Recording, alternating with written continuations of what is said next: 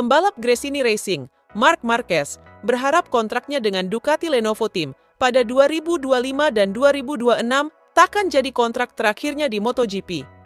Ia sadar tak lagi muda, tetapi bertekad bekerja keras agar bisa balapan lebih lama lagi. Musim 2024 merupakan musim ke-12 Marquez berlaga di kelas para raja. Mulai musim depan, pembalap berusia 31 tahun itu pun akan membela tim pabrikan Ducati dengan kontrak berdurasi 2 tahun usai tampil kompetitif musim ini. Marquez diketahui belum juara dunia lagi sejak 2019. Kini, meski kembali tampil di papan atas dan sedang menduduki peringkat ketiga pada klasemen pembalap, Marquez merasa belum cukup garang untuk ikut memperebutkan gelar dunia. Meski masih paceklik gelar, Marquez berharap bahwa kontraknya dengan Ducati Lenovo Team takkan jadi kontraknya yang terakhir. Ia berharap bisa kembali jadi juara dunia, terutama sekalinya ia benar-benar klop dengan Desmosedici. Untuk merebut gelar dunia, Anda butuh semua perangkat, butuh segalanya ada di tempat yang tepat. Saat ini, situasinya tidak seperti itu bagi saya.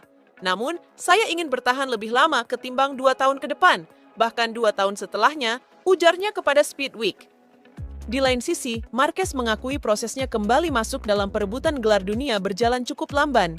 Ia tak memungkiri hal ini disebabkan cara kerjanya yang berbeda akibat cedera lengan berkepanjangan usai kecelakaan hebat di Jerez pada 2020. Sejak musim ini, MotoGP memberikan kelonggaran kepada Yamaha dan Honda untuk berupaya meningkatkan performa, dengan harapan kejuaraan menjadi lebih kompetitif. Namun, nyatanya sampai paruh pertama MotoGP 2024, berakhir kedua tim pabrikan belum menunjukkan kemajuan signifikan. Yamaha berpacu dengan waktu, karena paruh kedua musim akan dimulai kurang dari 3 pekan lagi. Quartararo menegaskan, fokus Yamaha bukan mengalahkan Honda, melainkan memangkas jarak dengan tim-tim yang lebih kencang. Secara pribadi, aku tidak peduli sedikit pun tentang mengalahkan Honda. Buat apa Anda melihat tim yang ada di belakang Anda? Aku hanya peduli pada apa yang kami punya.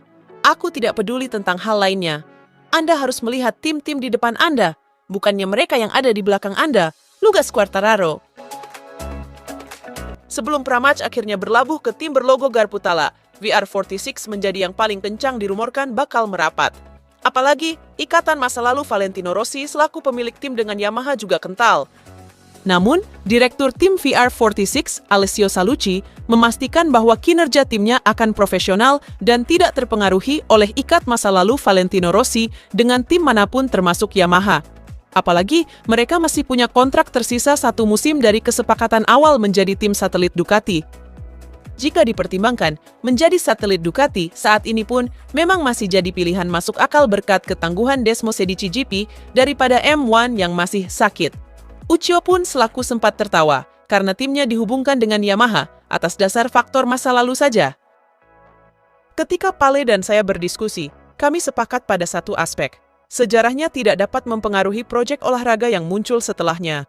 Kami berhasil memisahkan proyek-proyek tersebut dan belum tentu jalan kami tidak akan bertemu suatu hari nanti, kata Salucci kepada GP1. Dilansir dari motorsport.com, Zarco meyakini bahwa keputusan Pramac Racing untuk menjadi tim satelit Yamaha mulai tahun 2025 akan menguntungkan kedua pabrikan asal Jepang tersebut karena akan memacu mereka untuk bersaing dengan tim-tim asal Eropa. Baik Yamaha maupun Honda mengalami penurunan dalam persaingan tahun ini, meskipun telah mengubah filosofi mereka selama 12 bulan terakhir. Sistem konsesi baru MotoGP juga terbukti belum cukup membantu mereka membuat kemajuan signifikan di tengah musim. Posisi Yamaha dalam beberapa tahun terakhir telah melemah karena tidak adanya tim satelit, tetapi mereka akan memiliki 4 motor di grid untuk pertama kalinya sejak 2022 karena Pramac mengakhiri kemitraan selama 20 tahun dengan Ducati dan beralih ke merek asal Jepang tersebut. Ketika ditanya pendapatnya tentang peralihan ini, Zarco yang mencetak 1 kemenangan dan 14 podium selama 3 tahun bersama Pramac mengatakan, "Ini akan bagus untuk proyek Yamaha. Mereka membutuhkan lebih banyak motor untuk dikembangkan dan mendapatkan lebih banyak informasi. Bagus untuk mendapatkan lebih banyak motor Jepang di kejuaraan, karena sekarang motor Eropa, Ducati, mereka mendapatkan terlalu banyak keuntungan sehingga menemukan keseimbangan yang sedikit lebih baik. Dan saya berharap motor Jepang akan mengurangi jarak dengan Ducati." Untuk musim 2024, paling tidak kita mendengar ada beberapa pembatalan dari event balap MotoGP. Sebut saja Argentina, Kazakhstan, dan India. Belum lagi bicara soal Finlandia.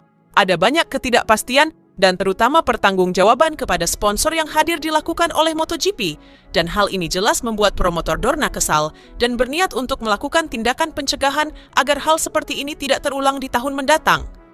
Kami tidak membiarkan situasi seperti ini luput dari perhatian. Jadi, mulai sekarang penyelenggara yang mau menyelenggarakan GP harus menyetor uang, kerugiannya, dan seterusnya. Begitu CEO Dorna Carmelo Ezpeleta menegaskan rencananya untuk musim mendatang MotoGP.